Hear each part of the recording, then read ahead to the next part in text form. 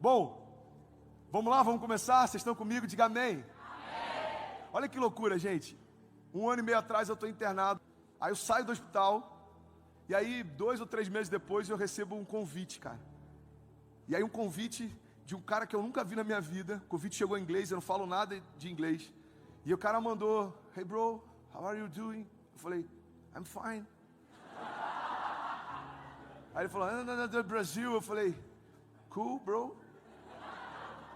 Aí ele falou: não sei o que, aquela conference. Eu falei: "Mano, esse cara tá falando de uma conferência."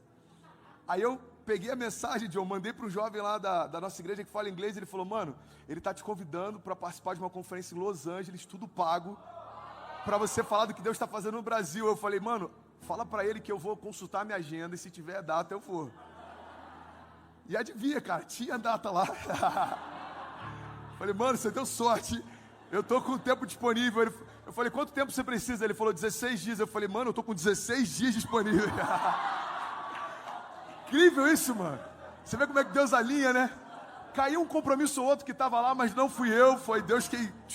Falei: "Mano, desculpa, eu sem querer anotei errado." Enfim. E aí eu... Alguns pegaram, porque tem muita loura aqui no ambiente, demora um pouco você... Mas a gente vai aquecendo. Isso. As morenas agora desabafando. Isso. As loiras estão assim: "Eu não entendi porque o pessoal está rindo ainda."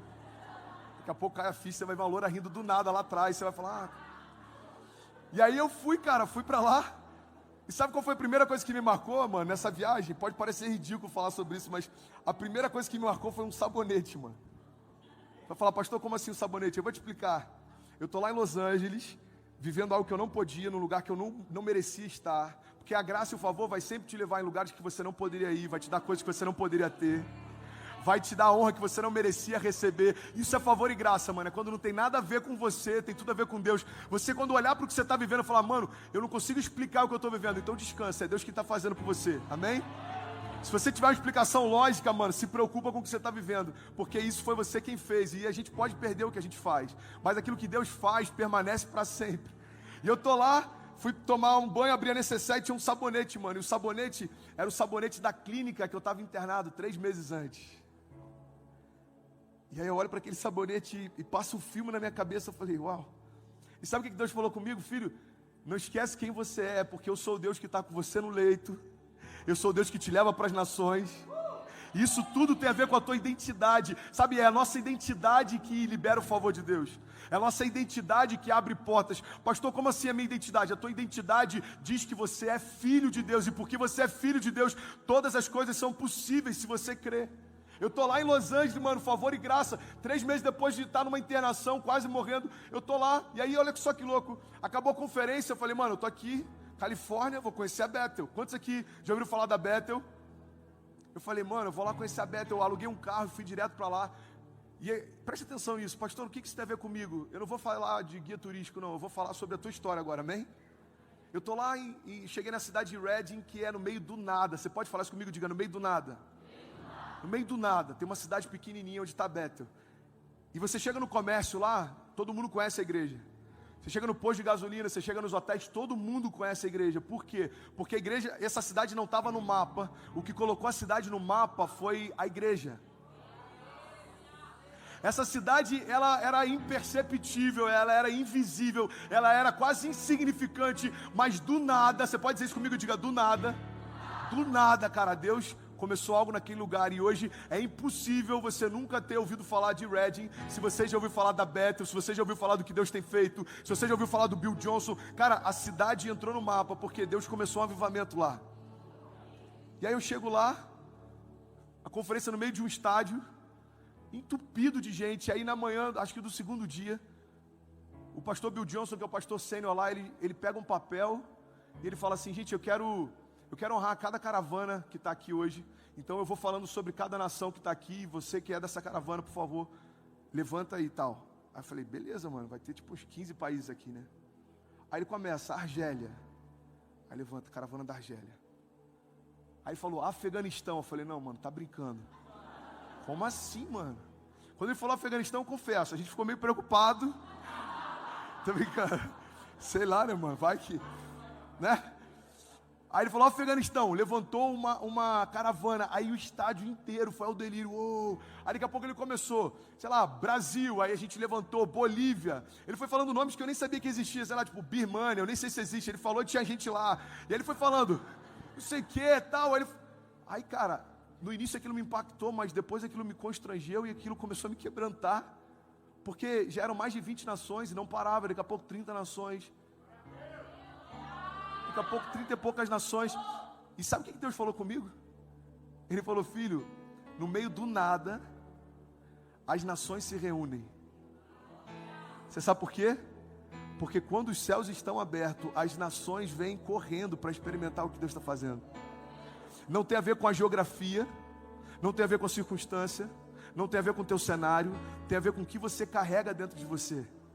E tem vezes que a gente limita o que pode viver, porque a gente fica dizendo, cara, eu não consigo experimentar porque eu vim de uma origem pobre, eu não consigo romper porque eu sofri traumas na infância, eu não consigo fluir porque eu fui abusado, eu não consigo me adaptar com essa nova igreja porque eu fui muito ferido lá atrás, e Deus está falando, ei, desculpa, mas você está falando de uma temporada que eu não me lembro mais.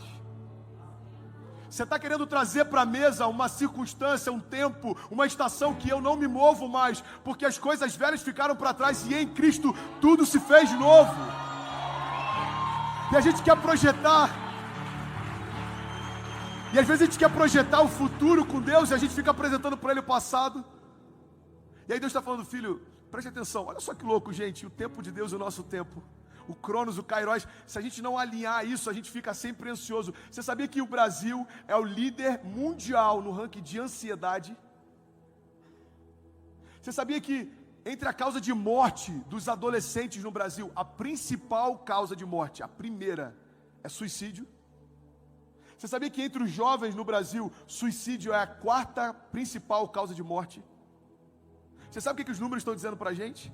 Tem mais adolescentes preferindo morrer do que morrendo por qualquer circunstância externa. Tem mais adolescentes abrindo mão da sua vida do que morrendo por bala perdida, acidente de carro. Presta atenção nisso, por que isso acontece?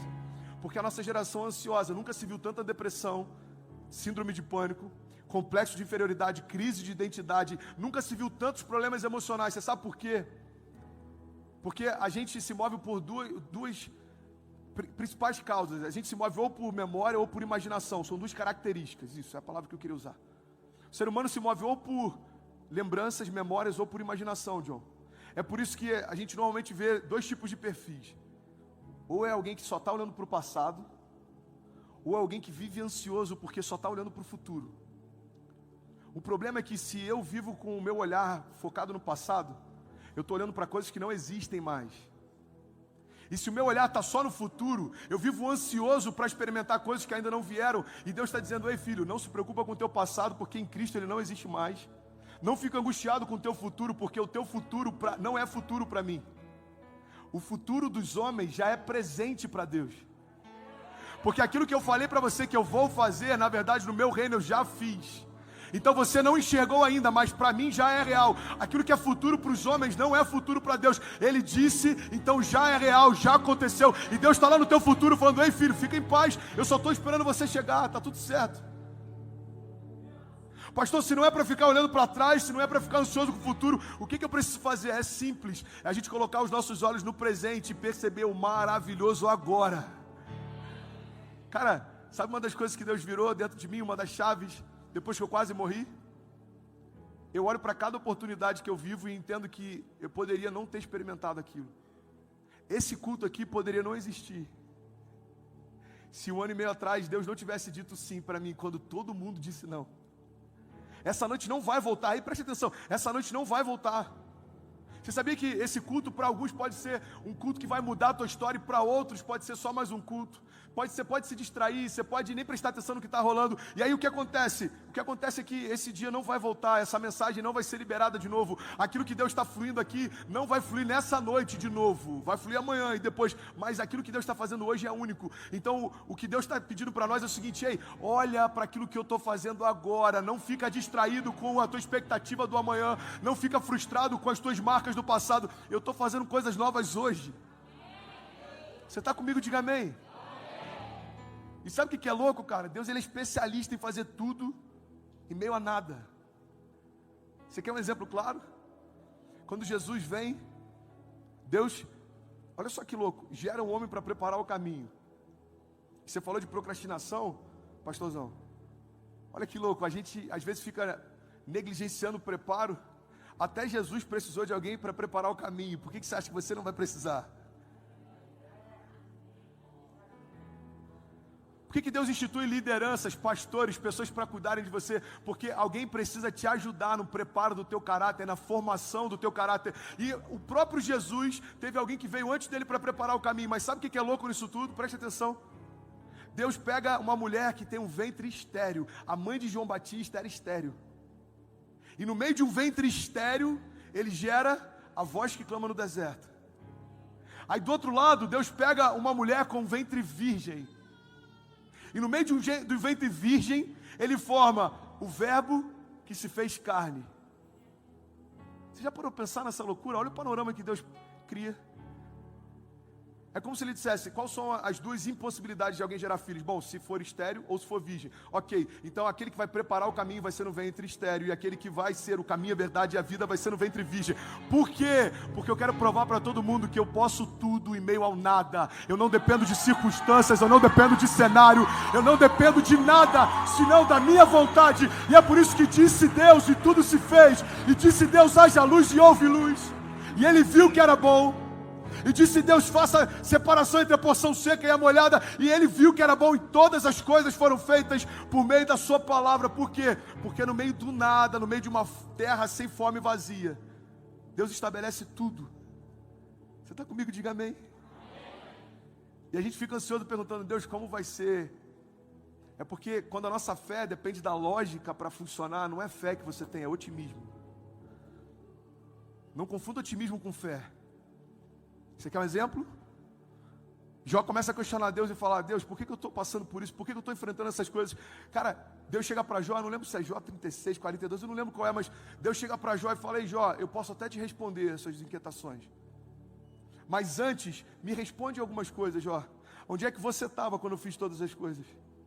Jó, onde é que você estava quando eu estabeleci o fundamento sobre a terra? Jó, onde é que você estava quando eu criei cada estrela? Jó, onde é que você estava quando eu disse para o mar até o limite onde ele poderia ir, onde o seu orgulho se desfaria em ondas? Cara, Deus começa a enumerar para Jó todas as coisas que ele fez durante a criação. E sabe o que é louco? Entre as inúmeras perguntas que Deus fez, a maior parte delas a ciência não consegue explicar até hoje. É como se Deus dissesse, Jó, imagina Deus falando com toda a compaixão, Jó, você não entende como eu criei todas as coisas, por que você está preocupado em como vai ser na tua história? O Deus que fez ontem, continua fazendo hoje, Jó. Ei, olha para mim, o Deus que fez ontem, pode fazer hoje na tua história. O Deus que fez ontem, pode fazer hoje na tua história. Pastor, o que eu preciso fazer é simples, descansar na certeza de que Ele é um Pai bom, e que Ele vai mudar a tua história. Por quê? Porque é o caráter dEle dar coisas boas aos seus filhos. E é sobre isso que eu quero falar. Se vocês estão comigo, diga amém. Eu quero falar sobre uma vida sem limite. Você pode declarar isso comigo? Diga uma vida sem limite. Sabe, a vida inteira a gente ouve isso como sendo algo ruim. Cara, você tem que ter limite, mano. Você precisa ter limite na tua vida. Agora, sabe o que é interessante? O Evangelho está dizendo, não, peraí. Você precisa ressignificar os seus limites. Porque talvez a maior parte dos limites que você tenha, não fui eu quem impus. Preste atenção nisso em nome de Jesus. Talvez a maior parte do que te limita hoje, não foi Deus quem fez. Você sabia disso? Olha só que louco, mano. A gente teve uma conferência há um mês e meio atrás, lá do Next, e o tema era Fly High, voar alto. Eu comecei a orar para Deus, eu falei, Deus, me dá uma palavra, eu quero impulsionar os jovens, eu quero ativar os jovens, eu quero que essa palavra possa ativar o chamado deles, possa liberar o destino deles. E aí Deus começou a me fazer algumas perguntas, e eu quero compartilhar com você hoje. Se você quiser, anota e medita nela durante a semana. Eu tenho certeza que Deus vai falar com você através dessas 3 perguntas. A primeira pergunta que Deus me fez foi, filho, quais são os seus limites? Quais são os seus limites? E durante a semana, no teu devocional, você vai começar a anotar quais são os seus limites. Começa a anotar cada um deles. Traumas, abuso, palavras que eu recebi, medo, ansiedade, angústia, sei lá, depressão, crise financeira. Quais são os seus limites? Falta de sonhos, falta de expectativa. Eu não consigo confiar em Deus, eu não consigo confiar nos outros, eu não consigo me firmar na igreja, eu não consigo vencer o pecado. Começa a colocar quais são os seus limites. E aí Deus me fez a segunda pergunta.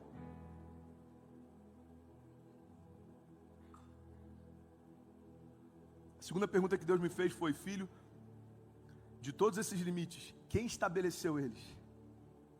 E aí você vai começar a colocar do lado dos teus limites, quem foi que gerou eles? Você vai pegar lá, trauma. Quem foi que gerou esse trauma? Pum. Beleza. Medo. Quais são os seus medos? Começa a colocar. E sabe o que é louco? Quando veio a terceira pergunta de Deus, me constrangeu. Eu percebi que tudo que me limita hoje não tem nada a ver com o que Deus estabeleceu para mim. E a pergunta que Deus me fez foi: filho, se esses limites não fui eu quem estabeleceu, por que você os respeita?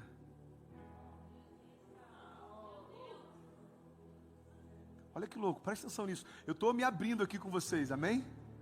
Porque aquilo que Deus fez me constrangeu e eu tenho certeza que pode te constranger e te impulsionar também. A pergunta de Deus para nós é: ei, se esses limites não fui eu quem criou para você, não fui eu quem estabeleceu, por que você os respeita? Olha que louco isso. Se os limites estão determinando o tipo de história que você constrói, você está dizendo para Deus que o não ao teu redor está influenciando mais a construção da tua história do que o sim de Deus. Porque se eu disse sim para a tua família, por que você está preocupado com os nãos que têm se levantado contra ela? Se eu disse sim para o teu chamado, por que você está preocupado com os nãos que têm se levantado contra ele? Ei, se eu disse sim para você, mesmo antes de tudo ao teu redor existir, por que você está preocupado com aquilo que tem se levantado e dito não? Olha o que a palavra de Deus diz, está lá em Salmo, se eu não me engano, 139, 16, diz que todos os teus dias, todos os meus dias foram escritos por ti no teu livro, antes de qualquer um deles existir. A palavra está dizendo, cara, Deus te conhece, Ele já escreveu uma história para você, Ele já preparou um futuro para você antes de qualquer um dos seus dias existir. A tua história em Deus já existia. E aí a galera pira com isso, porque pastor, onde é que entra o livre-arbítrio então? Porque se Deus já escreveu uma história para mim, como é que eu tenho liberdade? É simples, você tem a liberdade de abortar os sonhos de Deus ou de vivê-los. Se você quiser viver, eles estão preparados, prontos, eles estão lá te esperando, disponíveis. Agora, se você quiser abortar, você tem total liberdade, é aí que entra o livre-arbítrio. Você sabe o que é o livre-arbítrio? É a opção que Deus deu do homem seguir a vontade que ele tem ou não. Um dia um jovem me perguntou, pastor, se Deus é tão poderoso, por que Ele não destruiu o inferno? Por que Satanás ainda existe até o dia em que vai ser vencido de uma vez por todas? Eu falei, é simples. É simples. Porque se Deus tivesse destruído o inferno, salvação não seria uma escolha, seria falta de opção. Agora, quando Deus mantém, Ele ativa, Ele está dizendo, olha, você pode escolher a minha vida ou não. Se você escolher a minha vida, eu bem sei os pensamentos que eu tenho a vosso respeito. Pensamentos de paz, e não de mal. Agora, se você não quiser estar perto de mim, filho, eu não vou te obrigar. Por quê? Porque nenhum pai quer ter um filho perto por obrigação, quer que o filho esteja perto por prazer. Eu sou pai, mano, e na boa, quando eu fico chamando Ceci, ela quase sempre vem, mas tem dia que ela tá dengosa, e se ela não quiser vir, a última coisa que eu quero é colocá-la obrigada, e ela tá lá porque eu mandei estar. Não, eu não quero ninguém ao meu lado porque eu mandei estar, eu quero alguém do meu lado porque desejou estar. E é essa vida que Deus tem pra gente. Você quer estar comigo? Ok, eu quero estar com você de tal forma que João 3,16 diz que Deus, Ele nos amou de tal maneira que entregou o seu único filho para que todo aquele que nele crer não pereça, mas tenha vida eterna. Se você está recebendo algo de Deus, você pode dizer amém, você pode dizer glória a Deus por isso.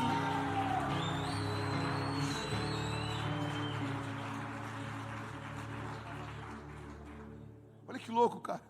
No meio do nada, Deus se revela. Sabe qual é a boa notícia para a gente essa noite? Deus quer se revelar no meio de você, através de você.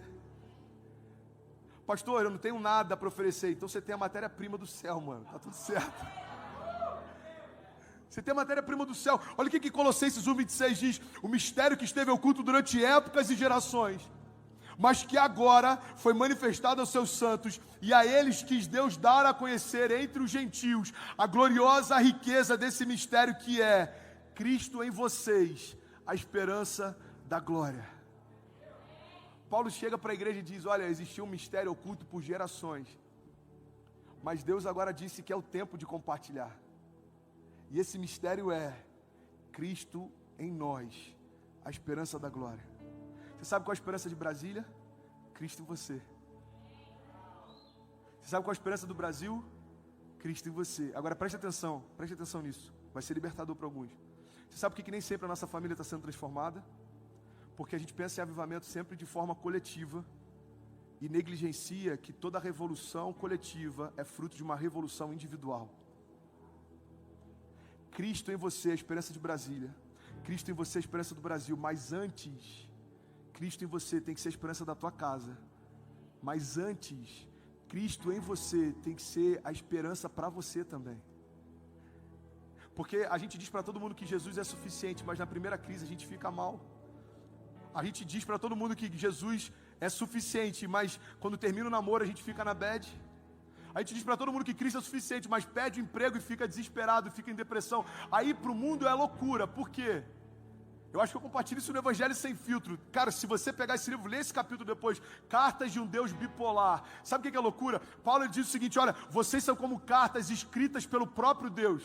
Não escrita com tinta ou com qualquer outra coisa, mas escrita pelo próprio Deus. Vocês são enviados e anunciados por todos. O que Paulo está dizendo é o seguinte, você é uma carta viva, e por onde você passar, quem lê a tua história, vai conhecer o autor dela.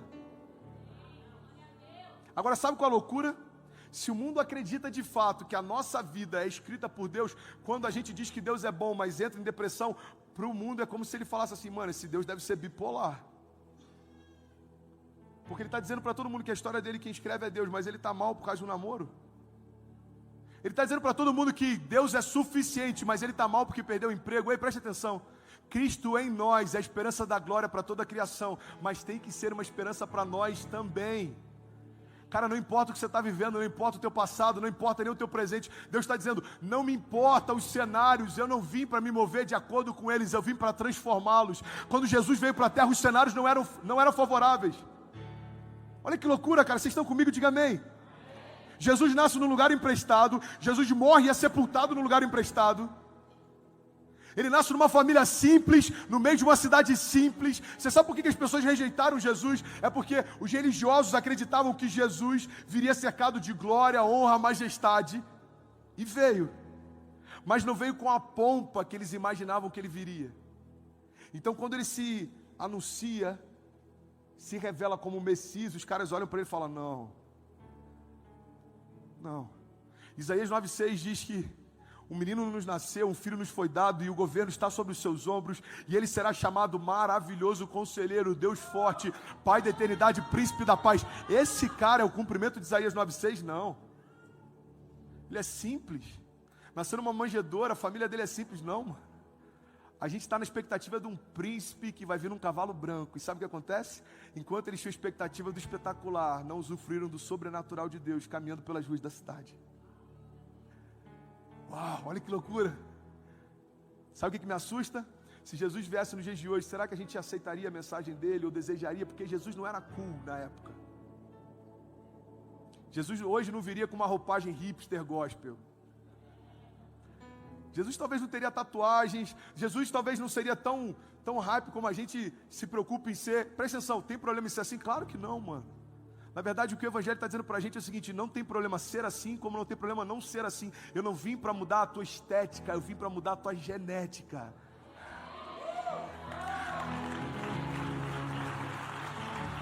Jesus veio para mudar a nossa genética, mano. Como assim mudar a genética? É simples. Qual era a tua genética antes de Jesus? Escravo. Qual é a tua genética depois dele? Filho. E a estética? Ah, a estética tanto faz, mano. Eu tô nem aí para ela. Eu acredito que Jesus diria isso, mano, tô nem aí para tua estética.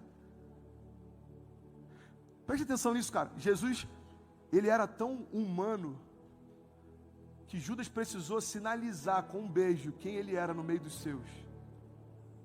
Você sabe por quê? Porque quem caminhava com ele se tornava tão parecido com ele que não dava mais para distinguir. Os soldados chegam diante dele e falam, cara, sinaliza pra gente quem é, porque não dá para saber. Talvez se Judas não tivesse sinalizado, poderiam ter prendido Pedro, achando que era ele.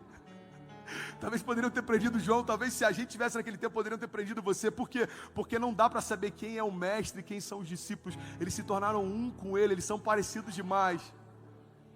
E eu não estou falando de estética, eu estou falando de genética. Eles se tornaram parecidos com o mestre, cara. A ponto de Jesus ter que chegar diante dele e com um beijo sinalizar: esse é o Filho de Deus. Aí sabe o que é louco? Jesus recebe ele como amigo. Amigo. Com um beijo você trai o Filho do Homem. Olha que louco isso. Só que Pedro, quando tenta defender Jesus, como é que Jesus chama ele? Satanás, para trás de mim. Por quê?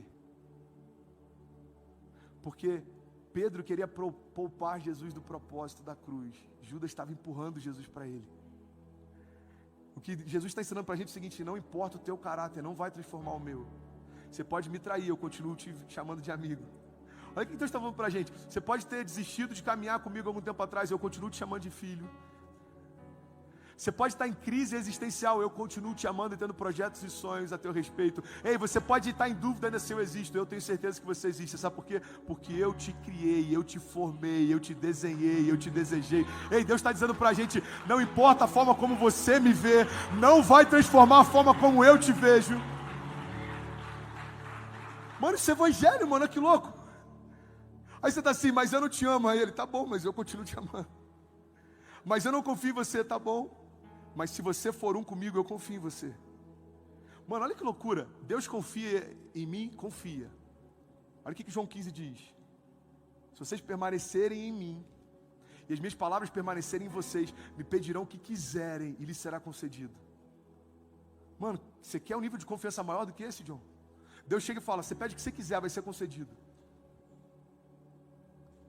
Aí eu, na minha imaturidade, como diz um amigo meu, um pastor amigo meu, na minha adolescência teológica, quando eu li isso pela primeira vez, eu falei: mano, vou pedir uma Ferrari, brother.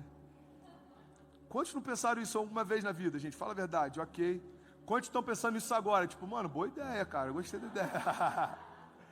Tá aí, nunca tinha pensado nisso. Preste atenção nisso. Preste atenção nisso, em nome de Jesus. Aí eu falei: mano, posso pedir um apartamento, Deus vai me dar. Eu posso pedir uma Ferrari, Deus vai me dar. Porque na minha mente racional, eu só pensava em coisas materiais. Aí eu falava: cara, eu posso pedir isso, Deus vai me dar. Eu posso pedir aquilo. E aí, com o tempo, sabe o que eu aprendi? Olha a zona de segurança que Deus está estabelecendo essa promessa. Ele está dizendo: se vocês permanecerem em mim, e se as minhas palavras permanecerem em vocês, vocês podem pedir o que quiserem, e será concedido. Você sabe por quê? Porque se você permanecer em mim, a minha palavra permanecer em você, o que você vai desejar é a mesma coisa que eu já desejo para você. Ele está seguro, mano. Hã? Cara, que Deus é esse? Ele está tão seguro que ele está dizendo: filho, eu estou em paz. Se você estiver em mim, a minha palavra estiver em você, você pode pedir o que você quiser, mano. O que você vai pedir, eu já sonhei para você.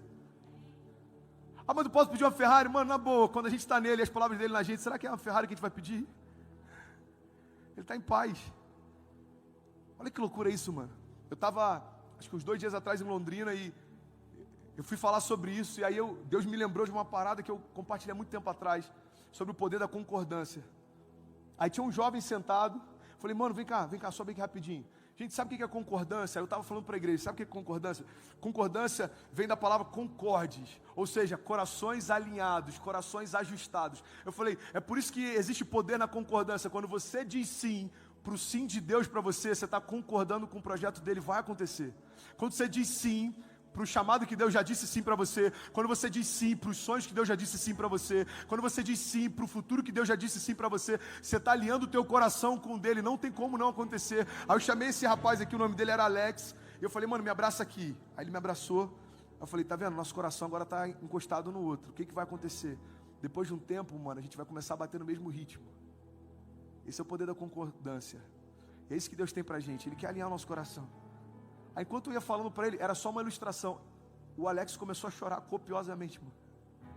Aí começou a chorar muito, muito, muito. Aí eu falei: mano, você é cristão? Ele falou: é a primeira vez que eu entro numa igreja. Aí eu falei: gente, eu vou orar pelo Alex, estende as mãos aqui à frente, por favor. Tirei o microfone, coloquei do lado, comecei a orar com ele. Eu falei: Deus, obrigado, cara, olha que coisa louca, no meio de um culto, no meio de uma ilustração, olha o que Deus está fazendo. Aí o cara começa a chorar. Eu falei: Alex, você quer aceitar Jesus agora? quer aceitar Jesus agora, mano? Ele falou assim, quero. Eu falei, então faz uma oração comigo. Pai, eu te entrego o meu espírito, a minha vida, o meu coração, o meu futuro. Eu declaro para o céu ouvir, para a terra ouvir, para o inferno ouvir, que não vivo mais eu, mas Cristo vive em mim. Aí, a igreja estava sem se ligar no que estava acontecendo. Aí eu terminei a oração, falei, gente, sabe o que acabou de acontecer aqui agora? Alex subiu aqui no palco e acabou de aceitar Jesus. A igreja, uou, foi ao delírio. E sabe o que é louco nisso tudo? Isso é algo pontual. Mas a gente pode ter todas as nossas reuniões marcadas com coisas como essa todos os dias, cara. Cara, não é maravilhoso quando a gente está pregando, nem terminou, já tem gente correndo no altar, falando, eu quero Jesus, mano, já tem gente se rendendo. Você sabia que enquanto essa palavra está sendo ministrada, tem pessoas sendo curadas aqui no meio da igreja? Porque não tem a ver com sermão, mas tem a ver com o poder da palavra. A palavra de Deus carrega a vida de Deus. Então, enquanto a gente flui na palavra, a vida de Deus está fluindo pelos corredores aqui, está invadindo o teu coração. Tem pessoas sendo renovadas, tem pessoas sendo restauradas, tem pessoas sendo avivadas, tem destinos sendo liberados. Por quê? Porque há poder na palavra de Deus, cara, para mudar a tua história hoje. Há poder na palavra de Deus para mudar completamente a tua história hoje. Há poder na palavra. Todas as coisas foram feitas por meio dela. Mas olha que louco isso. Olha que louco isso, mano. Vai me alertando de horário, por favor, mano. Que eu tô soltinho aqui, cara. Eu tô feliz. Me avisa pelo menos assim, 10 minutos, 15 minutos, sério, para eu ir caminhando pro final. Amém. Amém. Daqui a pouco vem o segurança do shopping aí reclamar. Foi mal, mano. Desculpa aí. Não sou daqui. Aqui. Sempre usa essa desculpa, né? Quando a gente entra na contramão, tá em outra cidade. Mano, desculpa, eu não sou daqui e tal. Não, tudo bem, você só vai receber uma multa, mas tá de boa. Eu esqueci do que eu estava falando, mas amém. Ah, lembrei. Cara, tem poder na palavra de Deus. Agora, olha que louco isso. Gênesis. O princípio de todas as coisas. Olha o que a Bíblia diz. Todas as coisas foram feitas por meio da palavra. Se for pegar os evangelhos, você pega Lucas, Mateus, Marcos. Todos eles vão falando de Jesus, mas começam falando de Jesus pela humanidade dele. Então, começam falando de Jesus pelo nascimento dele, pela genealogia dele. É porque aquilo cumpria a promessa que havia sido feita a respeito do Messias. Vocês estão comigo? Diga amém. O Messias precisava vir daquela genealogia. O Messias precisava cumprir algumas coisas. Então, Mateus, Lucas e Marcos vão falando segundo essa perspectiva do Jesus homem, para depois revelar o Jesus Deus. Mas tem um evangelho que eu sou apaixonado, mano. É o evangelho de João.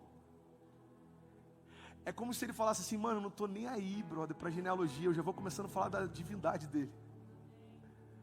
João já começa assim, no princípio era o verbo, e o verbo estava com Deus, e o verbo era Deus, e todas as coisas foram feitas por meio dele, e sem ele, nada do que foi feito se fez. Preste atenção nisso. João está dizendo o seguinte, no princípio ele era o verbo, e ele estava com Deus, e todas as coisas foram feitas por meio dele, sem ele, nada do que foi feito se fez. Ou seja, Jesus estava no princípio da criação, amém? Amém.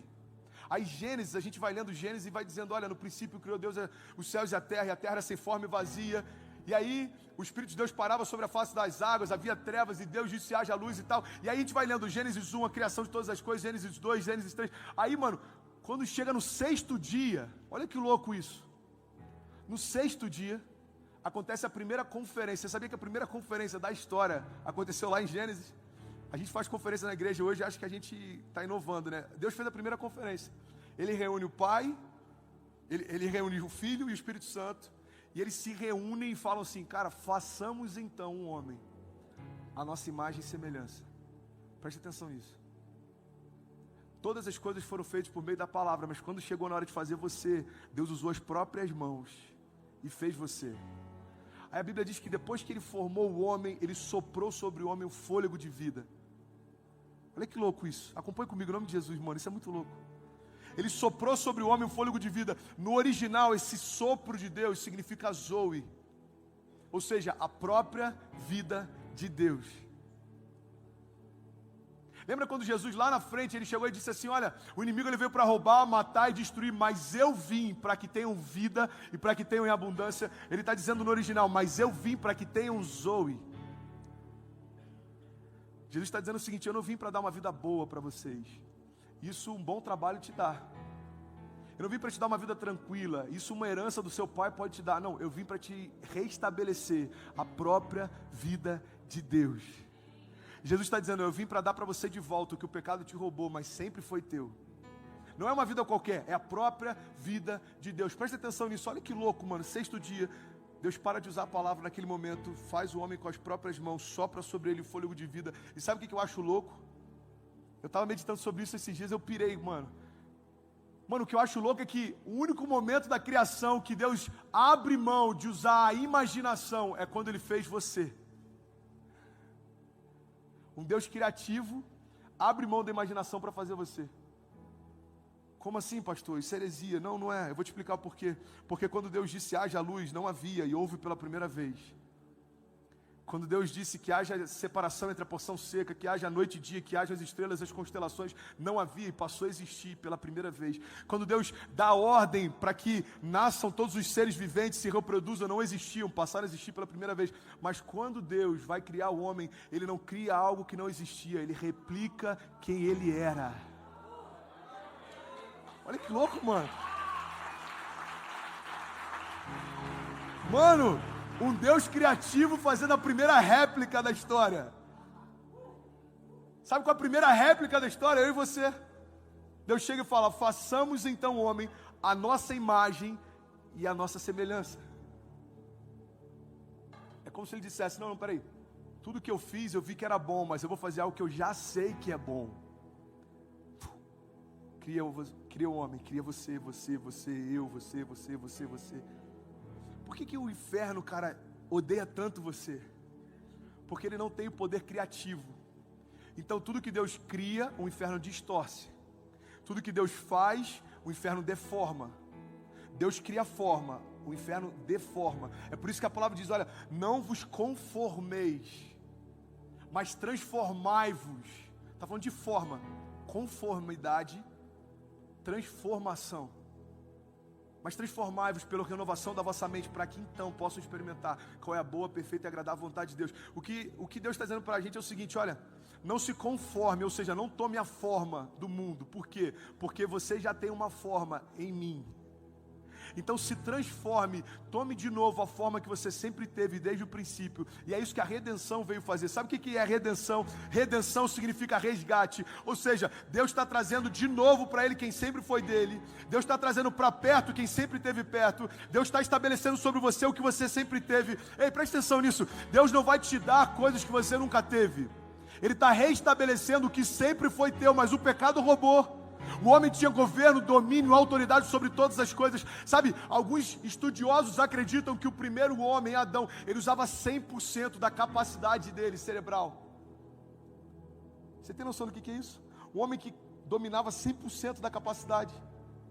O que Deus está fazendo? Restabelecendo em nós. É por isso que quem vai criar a cultura não é o mundo, somos nós, porque nós temos unção criativa para transformar a história. Cara, quem vai mudar a sociedade não é o mundo, somos nós. Nós recebemos do Pai tudo aquilo que o Pai é. Então você é criativo, você é imaginativo, você tem poder e autoridade para criar um futuro que não existe. Olha que loucura isso, mano. Isso aqui é uma heresia pessoal minha, ok? Não compartilha porque ela é minha. E se você usar, não fala que fui eu quem disse, porque eu não quero prestar conta lá naquele dia sobre isso. Não quero, já estou avisando. Pai, eu avisei antes, você viu. Mas olha que louco isso, mano. Eu estava meditando nisso esses dias, eu acho que tem sentido. Olha que louco.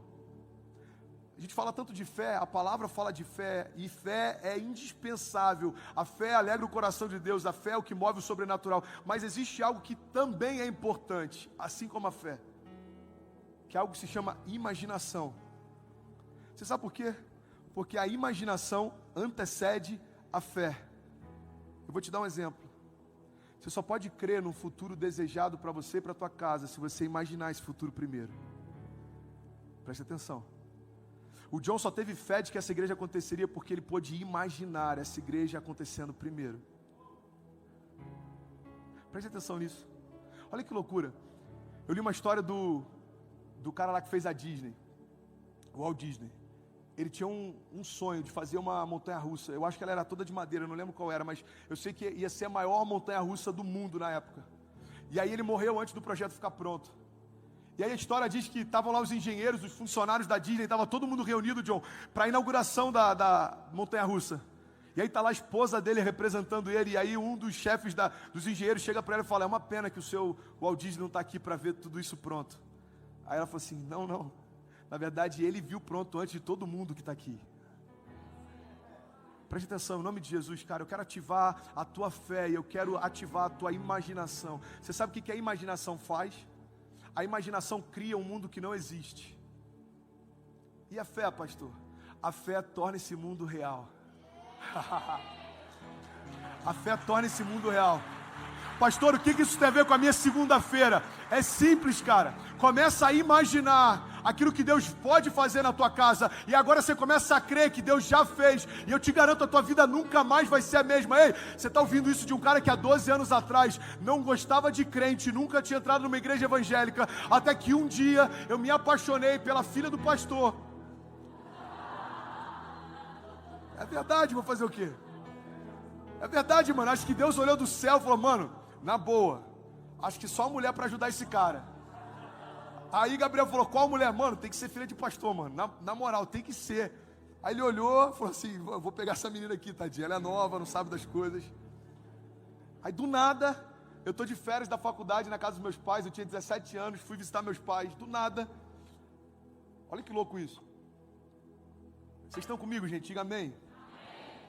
Vocês estão recebendo algo de Deus? Eu estou dando o meu melhor aqui, que é para rolar um próximo convite, ok? Então me ajuda. Depois no grupo de WhatsApp lá, dá uma moral. Posta uma foto no stories lá, marca, fala, valeu pastor John, foi demais, pastor André, muito gente boa. Muito bom. Preste atenção, cara. O que eu estava falando? Lembrei. Aí meus pais viraram crente. Eu falei, caraca, mano, meus pais são crentes. Na época a gente era católico não praticante. Olha que loucura. Como é que alguém pode ter uma religião e não praticar? Não sei, mas eu tinha e não praticava. A gente era católico não praticante. Meus pais se tornaram crentes. Eu falei, mano, meus pais são crentes, brother. Eu não acredito nisso, mano.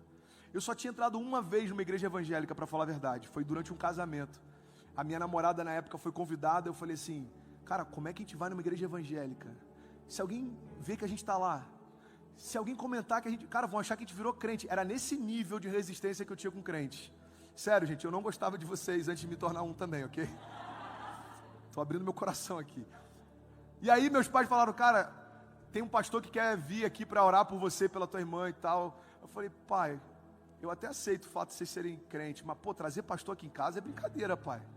Vocês já estão assim, vocês estão passando o limite já. Aí meu pai falou, filho, eu prometo, é bem rápido. Eu falei, tá bom, pai, a casa de vocês, tudo bem. Aí chegou o pastor. Eu sempre brinco que ele era muito estranho.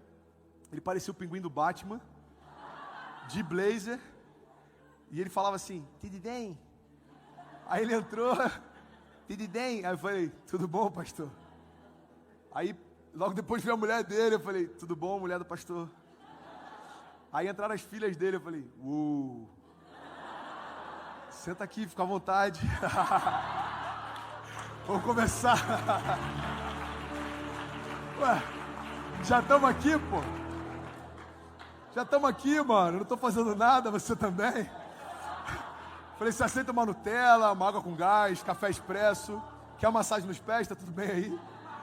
E aí, mano, a gente começou a conversar e ele não falou de religião, ele falou de futuro, ele falou de sonhos. Ele falou que eu parecia com José. Eu nem sabia que era José, mas achei demais.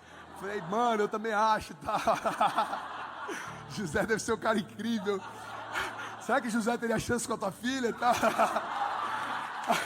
Imagina.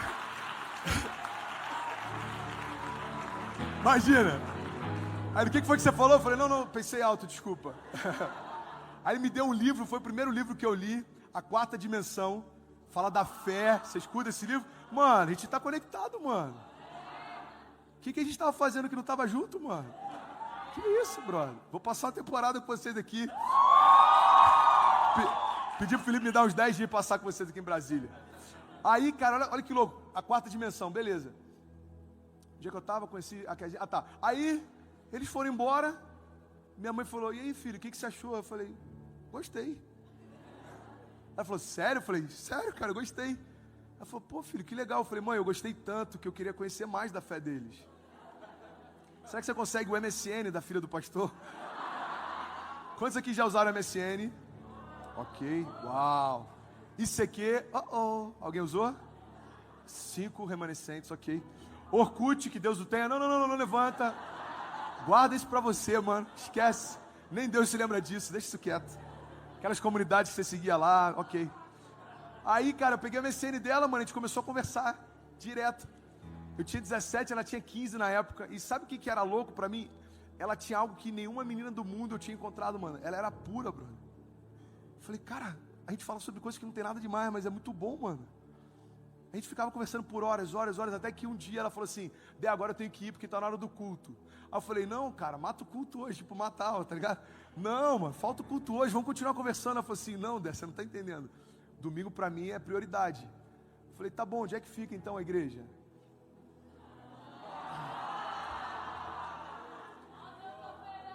Aí ela falou assim, fica em São Gonçalo. Tem alguém de São Gonçalo aqui, gente? Glória a Deus. Por isso que tá leve o clima, mano, fluindo. O clima tá fluindo. Eu falei, mano, deve ter pouca gente de São Gonçalo aqui. Tem ninguém. São Gonçalo, cara, é uma cidade... Hoje eu amo São Gonçalo, ok? Mas eu só tinha ido uma vez em São Gonçalo e a minha experiência não era muito boa. Eu competia handball e o técnico, quando a gente foi lá, uma cidade violenta, ele falou, vocês estão indo pra São Gonçalo. Alo. Aquilo ecoou dentro da gente. Não coloca a cabeça pra fora. Não fala com as pessoas na rua, meu irmão, vocês estão indo para São Gonçalo. Eu falei, mano, São Gonçalo é a faixa de Gaza do Rio de Janeiro, mano. Deve ser tipo assim, Rio de Janeiro, Afeganistão, São Gonçalo, ficar no meio ali. Aí do nada a menina que eu tô apaixonado é crente, evangélica, da Assembleia de Deus de São Gonçalo. Eu falei, mano, ou esse negócio é do capeta, ou Deus tá nesse negócio, mano. Não é possível, cara. Aí eu falei, quer saber? Eu vou, me dá o endereço aí. Ela deu, entrei no ônibus, fui para lá. Peguei uma Kombi, uma lotação, me perdi, andei vários quarteirões a pé, eu já estava assim, mano, o que eu estou fazendo aqui, cara? Pelo amor de Deus, até que eu vi uma igrejinha pequenininha, lá no final da rua, Assembleia de Deus, eu falei, eu acho que é aqui. Aí eu cheguei lá, tinha um diácono na porta, todo vestido de terno, gravata, cheiro de óleo da unção, sabe aquele cheiro gostoso de óleo da unção? Era ele. Aí,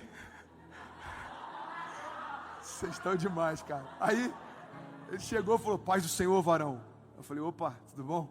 Ele falou, você veio buscar Deus? Aí eu me senti péssimo por dentro, mano. Na verdade, eu falei, na verdade eu vim buscar a filha do pastor, tá ligado? Mas, se Deus estiver no bolo, se Deus estiver no pacote, mano, tamo junto. Aí ela chegou. Olha que louco isso, mano. Eu enfrentei 2 horas de estrada, peguei uma lotação, me perdi, andei a pé, cheguei antes dela no culto. Quem é casado entende o que eu tô falando. Aí daqui a pouco ela desce do carro, mano, parecia aquelas cenas de filme, sabe qual é? A musiquinha tocando, ela desce lá e tal, toda trabalhada no vestidinho, até o tornozelo. Aí, falei, tudo bom? Ela falou, você veio? Quase que eu falei, nem eu tô acreditando também. Falei, então vamos sentar onde? Ela falou, então, a gente não pode sentar junto, né? Vê algum lugar disponível e senta. Eu falei, ok. Já começaram a me segregar na porta, né? Aí tinha um lugarzinho ali, eu sentei, mano. Aí do nada, o cara do meu lado direito levantou, o cara do meu lado esquerdo levantou. Aí eu levantei também, mano. O cara abriu um livro, aí eu falei, cara, eu não recebi esse livro. Aí, não recebi esse livro. Aí ele falou, você é do coral, mano? Eu falei, coral? Como assim do coral, cara? Mano, eu sentei no meio do coral. Os caras começaram a cantar, os guerreiros se preparam. Eu falei, mano, o que eu tô fazendo? O tecladista ficou até emocionado. Aí, eu olhei pra ela desesperada assim, abaixa. Aí eu abaixei e falei, o que eu tô fazendo aqui? Jesus, me ajuda. Eu nem sabia falar sangue de Jesus tem poder, mas se eu soubesse eu falaria na hora, sangue de Jesus tem poder. Aí acabou o culto, cara, sabe o que é louco? Eu gostei, mano. Eu falei, mano, parece que eu entrei em Nárnia, tá ligado? Que tinha as irmãs do coque, gente rodando, pessoas falando de outras línguas. Pessoas sendo ungidas, passando óleo nos outros. Eu falei, mano, que parada louca, mano. Nunca vi um negócio desse. Aí eu falei, cara, eu gostei, quer saber? Semana que vem eu venho de novo. Aí fui na outra semana e na outra. Cara, quando eu fui ver, eu já chegava domingo de manhã, participava da consagração às 6 da manhã, participava do culto das senhoras, ficava pro culto da escola dominical e saía lá, mano, na hora do almoço. Eu falei, mano, eu tô muito crente. Eu acho que eu era mais crente do que eu tô hoje. Mas ok. Aí, aceitei Jesus, me batizei com aquele pastor. Aí cheguei pra ele um dia e falei, cara, eu não tenho como te agradecer, cara. Você transformou a história da minha família, eu aceitei Jesus com você, me batizei com você. Falei, eu estou pensando em alguma forma de te agradecer, mano. A única coisa que eu pensei é o seguinte, mano, eu quero casar com a tua filha. E aí a gente vai fazer 10 anos de casado agora em dezembro. Mesmo sem aliança, ok? Mas tá tudo certo lá em casa. Pastor, tá tudo bem em casa? Tá tudo certo, fique em paz. Pastor, por que você está contando essa história toda? Eu nem lembro por que eu comecei. Mas eu sei para onde ela vai. Cara, hoje eu olho para a minha história e eu falo, cara, não tem sentido o que eu estou vivendo, tá ligado? Não tem sentido, mano. No passado, uma igreja em Los Angeles me chamou para falar. 4 anos atrás, o Felipe me chamou para começar um projeto com jovens. 6 anos atrás, eu estava na Bolívia em missões. 8 anos atrás, eu estava com morador de rua. Mano, 10 anos atrás, eu estava ajudando em missões na Bahia. Mano, não tem sentido. E é por isso que a gente sabe que é Deus. Por quê? Porque Deus, ele não se submete à lógica, ele envergonha a lógica. Às vezes a gente quer que a conta feche e coisas não acontecem porque Deus está falando, eu não me movo por lógica. Eu me movo pela tua fé. Se você tiver fé, eu vou ativar o sobrenatural na tua vida. Se você crê, tudo é possível. Por quê? Porque a tua fé que vai mover montanhas, a tua fé que vai mudar a tua história, a tua fé que vai liberar milagres. É a tua fé, não é a tua lógica, não é o que faz sentido, não é o que parece normal. O problema é que a gente vai diminuindo as nossas expectativas segundo as experiências que a gente tem. Você sabia disso? A gente começa a ter uma fé mediana, a gente começa a ter uma caminhada com Deus mediana, por quê? Porque a nossa expectativa começa a ser mediana também. Cara, nos meus primeiros anos de conversão, eu não acreditava que o falar em línguas era algo para todo mundo. Eu acreditava que isso era um dom específico para alguns. E sabe o que eu aprendi? Que a gente tenta sempre rebaixar o nosso nível de experiência sobrenatural, segundo as experiências que a gente já teve. Então eu não tive isso, aí eu quero justificar que isso não existe. Por quê? Porque não aconteceu comigo. Até que um dia eu estou no meio da garagem, no meio de uma célula, e Deus me batiza com o Espírito Santo. Eu falei, uau! E aí sabe o que eu aprendi? Não é porque eu não experimentei ainda, que significa que Deus não faça. Deus não fez ainda comigo, mas vai fazer. Olha que louco isso. Quando aquela mulher do fluxo de sangue toca em Jesus, cara, ele não estava indo ali para ela. Ela não fazia parte do itinerário, você sabia disso?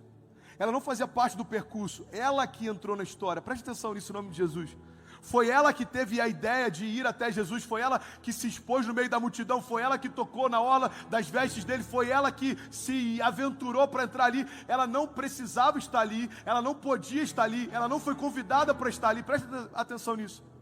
Jesus está a caminho da casa de um homem que a filha dele está morta, e no meio do caminho aquela mulher chega.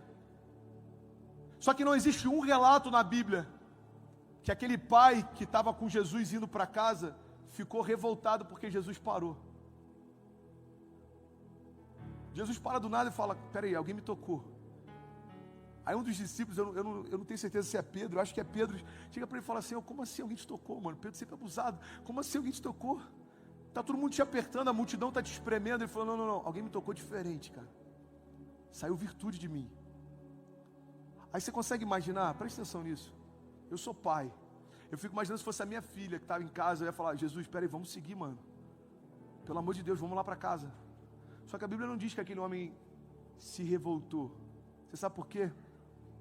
Porque para viver milagre, tem que celebrar milagre. É quase como se Deus falasse assim, peraí, você consegue se alegrar com a mulher do fluxo do sangue no meio do caminho? Então fique em paz, porque eu estou chegando na tua casa também. Preste atenção nisso. Não diminua as suas expectativas naquilo que Deus pode fazer, segundo as poucas experiências que você ainda teve. Começa a olhar para o que Deus está fazendo do teu lado, porque quando você vê o que Deus fez no teu irmão, você vai crer, Ele vai fazer em você também. Tem pessoas sendo curadas do teu lado, crê, cara, Deus vai te curar também. Tem pessoas recebendo favor e graça na vida financeira do teu lado, creia, Deus vai fazer com você também. Tem pessoas que estão rompendo no chamado, creia, Deus vai fazer com você também. Porque existe um princípio no reino que não é negligenciado. A unção que você admira, você usufrui. Sabe uma coisa que eu aprendi que para mim foi libertador? Deixa eu compartilhar essa chave com você, cara. Leva isso para a sua vida. Para mim foi libertador. Não aceita crítica construtiva de quem nunca construiu nada. Por que às vezes as nossas expectativas vão diminuindo? Porque a gente vai se cercando de pessoas que têm baixas expectativas, e a gente começa a ter baixas expectativas também. Você já viu aquele cara que no início da conversão era apaixonado por Jesus, envolvido na igreja, do nada começou a ficar frio, agora tem um olhar um pouco mais reformado da palavra, agora quer ficar criticando o que o pastor pregou, se tem sentido teológico ou não. A alegria foi substituída por crítica, e ele acha que ele está mais maduro na fé. Na verdade ele está mais chato, mano.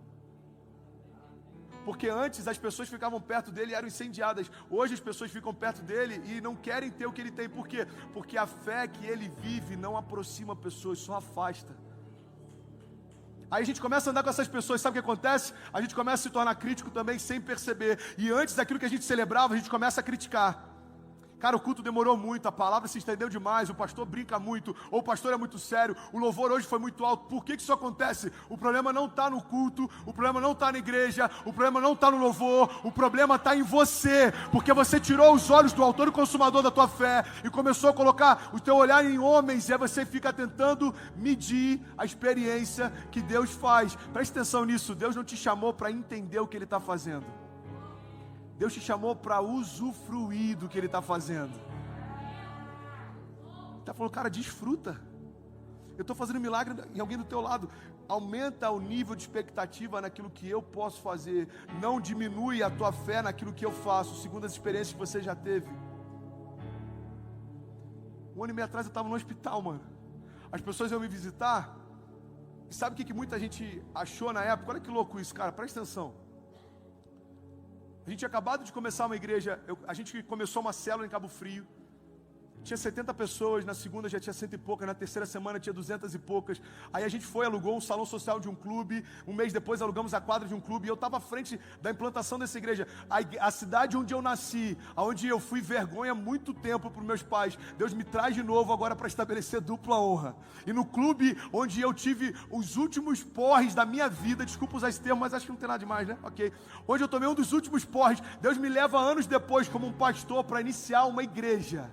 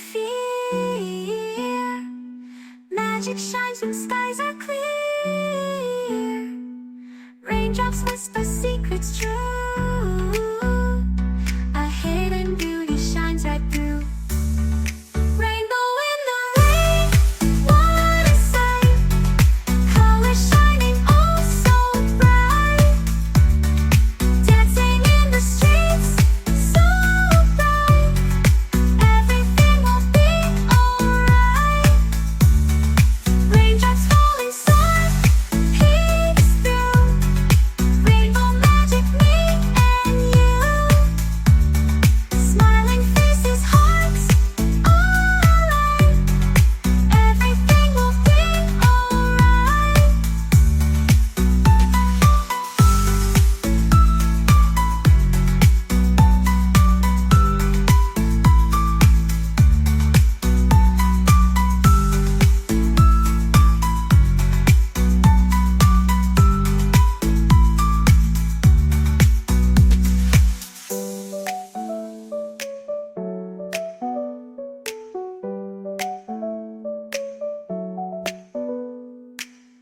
Raindrops fall and sun peeks through. Rainbow magic, me and you. Smiling faces, hearts alight. Everything will be alright.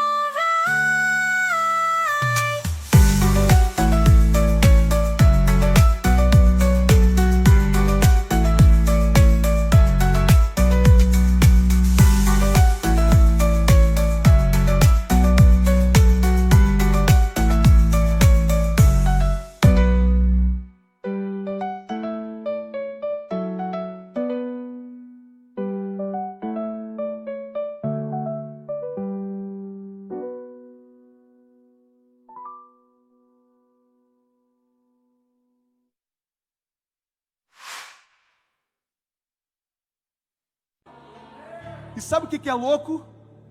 No meio dessa confusão toda, eu sou internado, meu coração quase parando. E aí, uma das ovelhas dessa igreja é médico. E aí sabe o que ele faz? Pastor, eu não tinha plano de saúde na época. Minha esposa e minha filha tinham, eu não. Pastor, eu consigo te internar lá. E fica em paz que a gente vai cuidar de tudo para você. Qual que é o hospital que ele vai me internar? Cabo Frio. Aí eu vou ser internado na cidade onde eu nasci, na cidade onde Deus restaurou a honra da minha família, na cidade onde Deus começou uma igreja através da minha casa. Presta atenção nisso. Você sabe o que alguns pastores começaram a pensar? Cara, Deus deve ter pesado a mão no menino. Tem gente que acha que abrir igreja é brincadeira. Isso é reino espiritual. Você sabe por que isso acontece? Porque às vezes a gente tem uma visão de evangelho que é ligada à performance. Então, se alguém está doente, deve ser pecado. Se alguém está ganhando dinheiro, ele está em santidade. A gente acha que aquilo que a gente faz tem a ver com quem a gente é. E isso para Deus não tem nada a ver. Preste atenção nisso, em nome de Jesus. 35 dias internado em Cabo Frio. Cara, eu vivi uma das melhores estações da minha vida. Eu vivi milagres lá dentro que eu nunca imaginei. E sabe o que eu percebi? Olha que louco isso. Que no meio de situações como essa, cara, Deus ele não altera o nosso nível de fé, Ele revela o nosso nível de fé. Porque é fácil você falar que Deus cura, difícil é quando você é o doente da história. É fácil você falar de um Deus de milagres, difícil é quando você depende de um milagre para continuar respirando. Agora aquele pastor que fala de um Deus de milagres, está dependendo de um milagre. Aquele pastor que fala de um Deus sobrenatural, está dependendo de um agir sobrenatural. Aquele pastor que fala que Deus pode mudar a história, está dependendo da mudança da história de Deus. E sabe o que acontece? O que me manteve firme na fé foi tudo aquilo que eu já tinha visto Deus fazendo ao meu redor. Então se Deus fez na tua vida, pode fazer na minha vida também. Se Deus fez na tua vida, pode fazer na minha vida também. Ei, presta atenção, se Deus fez ontem, Ele pode fazer hoje também.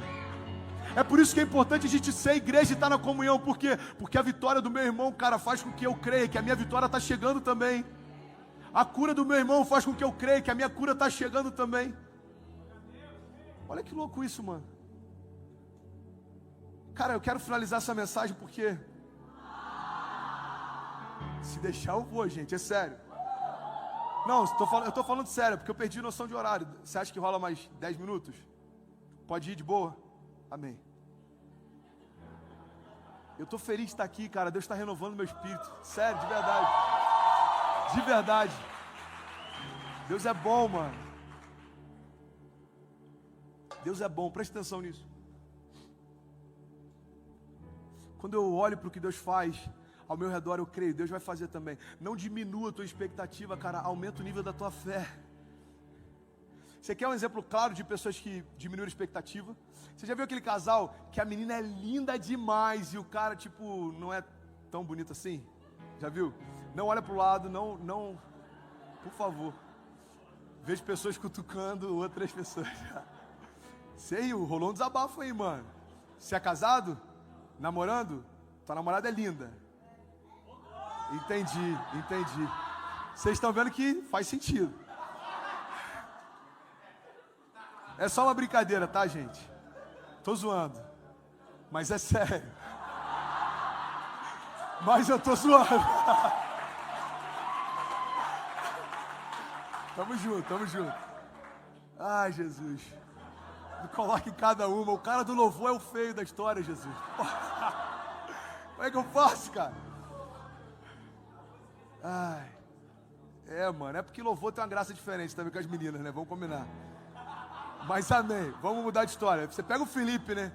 Felipe hoje ele tá bonito, bem trabalhado ali no Zara, no Armani, tá, né? Apresentável, bonito. Olha, você vê o Felipe no início da carreira, meu irmão.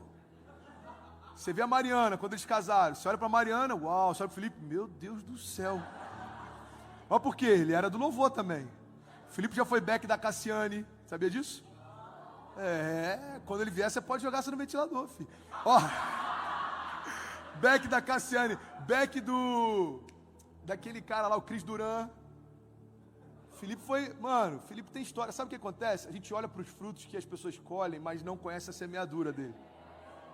Aí você fala assim, mano, que loucura, o cara abriu uma igreja há 5 anos e explodiu. Não, pera aí, mano. Há 5 anos começou a igreja, a história dele tem tempo. Há 5 anos começou a igreja, mas a história da Mariana tem tempo. Não, pera aí. Estou falando da história dele, agora vamos voltar um pouco mais. A história dos pais dela também tem tempo.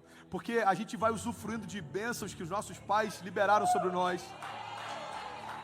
Presta atenção nisso. Olha como é que Deus faz. A gente ia falar do cara feio do louvor, Deus já levou para semeadura e honra. Olha que loucura, mano. Por isso que eu sou apaixonado por Deus, mano. Tamo junto, hein? Mas você parece com o Michael Phelps, sabia, mano? Sério? Não parece? De longe assim não, né? Não, beleza. Debaixo d'água, nadando, de touca, com óculos de natação, parece. Muito bom. Mas tamo junto, mano. Não fecha teu coração pra mim, não. Ó. Mas não é verdade, gente? O Vitor Azevedo foi esse dia lá na igreja. Ele... Que isso, gente? Alguém que gosta do Vitor. Eu só falei, o Vitor foi... isso mesmo. É isso mesmo. Amém. Então, o Vitor Azevedo foi esse dia lá na igreja. E aí, cara, ele tá começando uma igreja linda, saudável. O cara tem 23 anos. Ele falou, gente, tem gente que olha pra mim e fala, mano, 23 anos, você já tá com uma igreja incrível e tal, você tá pastoreando, como é que é pra você? Aí ele falou algo que eu achei maravilhoso. Ele falou, cara, com 15 anos eu era o pastor da minha escola. Com 17 para 18 anos eu me tornei o pastor da minha faculdade. Eu me tornei o pastor dos meus amigos, depois eu me tornei o pastor da minha casa. Hoje eu sou pastor de uma igreja, mas hoje eu sou pastor faz tempo. E a loucura de uma geração ansiosa é que Deus promete algo e a gente quer que Ele faça hoje. Por quê? Porque a gente quer começar no mesmo nível que algumas pessoas já estão terminando a carreira da fé. Pastores jovens olham para pastores sêniores e falam, mano, olha o carro do pastor, mano, olha a casa do pastor, mano, olha a vida do pastor, mano, olha a graça do pastor, mano, olha o som do pastor. Ok, filho, você está vendo quase que o final da carreira da fé dele, mas você não estava lá no início. Quando eu comecei no Next lá, a gente começou do zero o Next lá em Niterói. Aí eu tinha chegado na igreja tinha pouco tempo, mano. A igreja tem 5 anos, eu estou lá 4 anos e um pouquinho. Aí eu tinha chegado, tinha pouquíssimo tempo. Aí comecei servindo, filmando, aí depois começamos o Ministério da Lagoinha TV, depois começamos uma célula, depois começou o Next, aí, as pessoas viam e falavam, mano, do nada você virou o líder de jovens da igreja. Eu falei, não, cara, você não estava lá quando eu limpava banheiro no culto jovem da minha antiga igreja. Você não estava lá quando eu chorava dentro de um quartinho pequeno, falando, Deus, quando é que vai acontecer o meu chamado, cara? Que tem momentos que tem coisas que Deus promete que parece que não vão acontecer, fala a verdade. Em Cabo Frio, teve uma casa que a gente morou, que tinha um quartinho, que era, sabe esses quartos de passar roupa? Bem pequenininho. Aí eu olhei para aquele quarto, porque tudo, na verdade, mano, tudo é uma questão de perspectiva. Tem coisas que Deus está fazendo que são incríveis, a gente acha que é pouco. Tem gente que está recebendo coisas que aos nossos olhos são pequenas, mas aos olhos deles são incríveis. E Deus gosta da perspectiva, porque quando você olha com o olhar de Deus, tudo se torna diferente, mano. Eu olhei para aquele quartinho e falei para a Kezinha, amor, vou fazer um home office absurdo aqui. Ela falou, amor, isso aqui é para passar roupa. Eu falei, tá bom, mas não tem um quarto para home office, eu vou fazer aqui um home office. Eu botei uma mesa lá, botei até um aquário, mano, que eu sou um cara ousado. Eu falei, cabe um aquário aqui, botamos um aquário.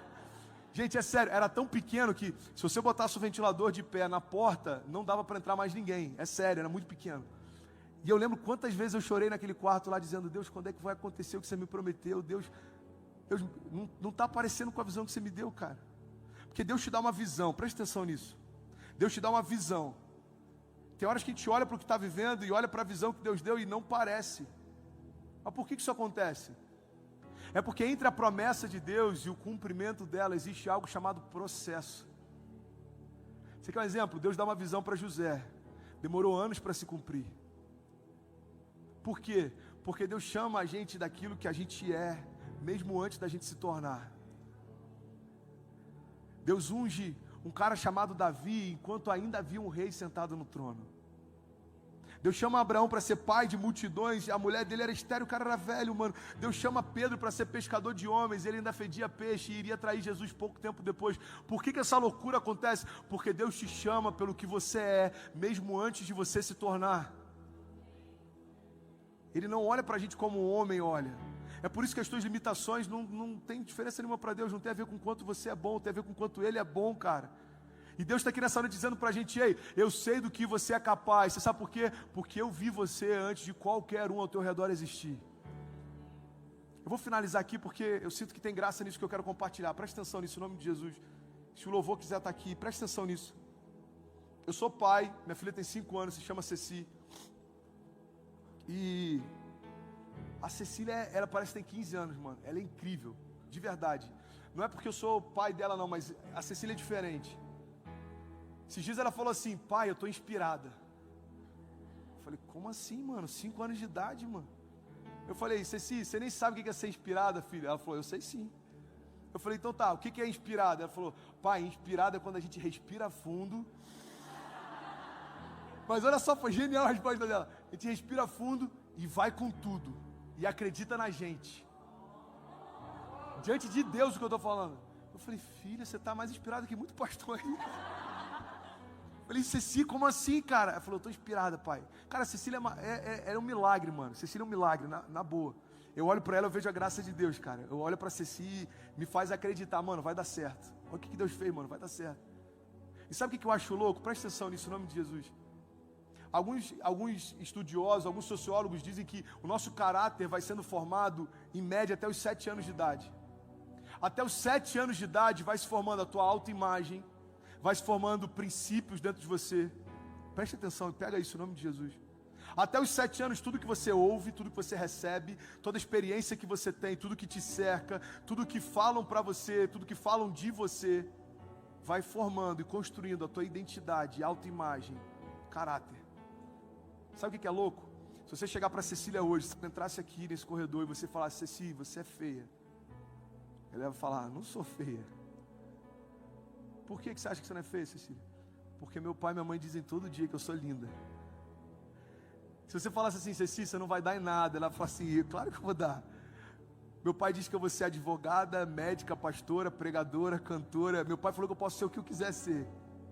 Se você começar a jogar mentiras para Cecília, não tem espaço dentro do coração dela para mentiras. Por quê? Porque todo dia a gente está lançando verdades de Deus para ela. Cecília, você é uma bênção. Filha, você vai ser uma mãe incrível. Filha, você vai ter uma família incrível. Filha, você vai viver coisas incríveis. Você vai ser maior do que papai e mamãe. Você vai ser melhor do que papai e mamãe. Você vai pregar demais. Filha, você vai falar com as pessoas e as pessoas vão se converter. A gente começa a liberar as verdades de Deus. Sabe por quê? Porque o caráter dela está sendo formado. A autoimagem dela está sendo formada. Então, não tem espaço para condenação, mentira, não tem espaço para nenhuma arma do inferno tentar roubar dela quem ela é.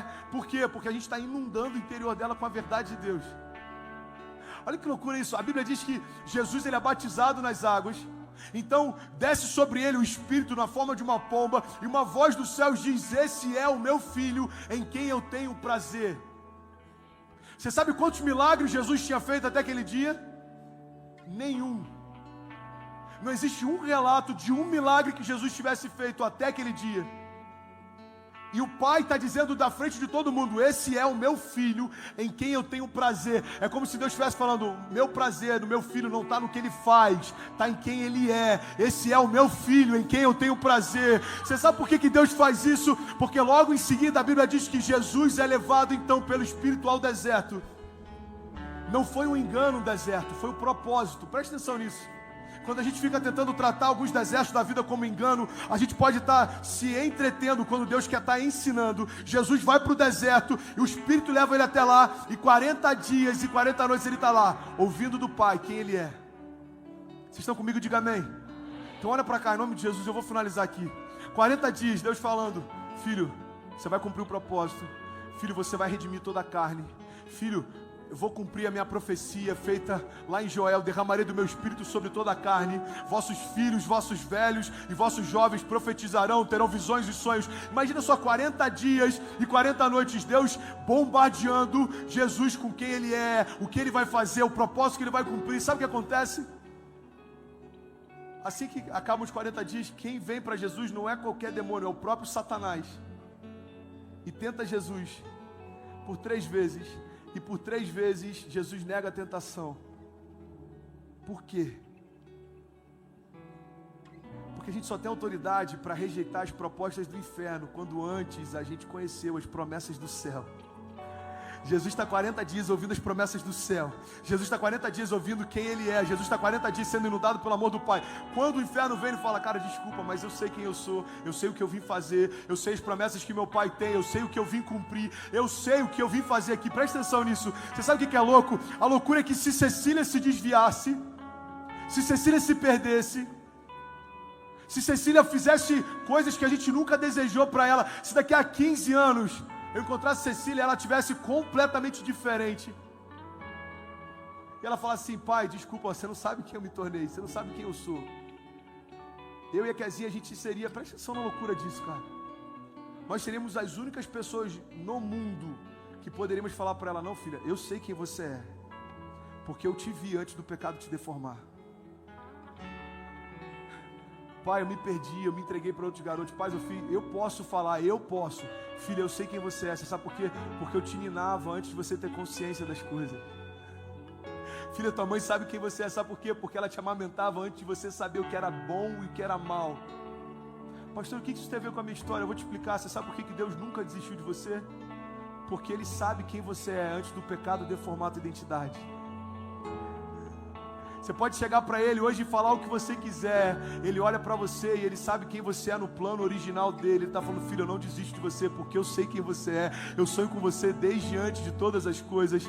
A palavra de Deus diz lá em João que você não foi formado pela vontade da carne, nem pela vontade do sangue, mas por um desejo do próprio Deus. Deus desejou você, Deus sonhou com você, Deus desenhou você.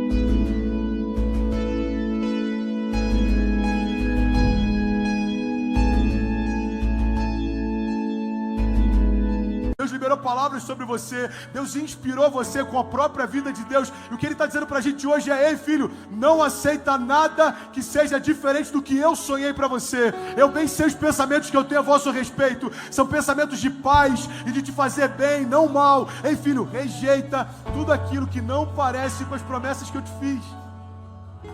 Talvez algumas meninas aqui, feche teus olhos em nome de Jesus, eu quero ministrar algo sobre você. Talvez algumas meninas aqui possam estar até hoje dentro de uma igreja, participando de algo que Deus está fazendo, mas dentro de você pode existir um sentimento, cara, de culpa, de condenação, talvez um sentimento de rejeição. Sabe, tem jovens que estão aqui, talvez pessoas até mais velhas que estão aqui, que até essa noite não conseguiram romper em algumas áreas por mentiras que você recebeu desde pequeno.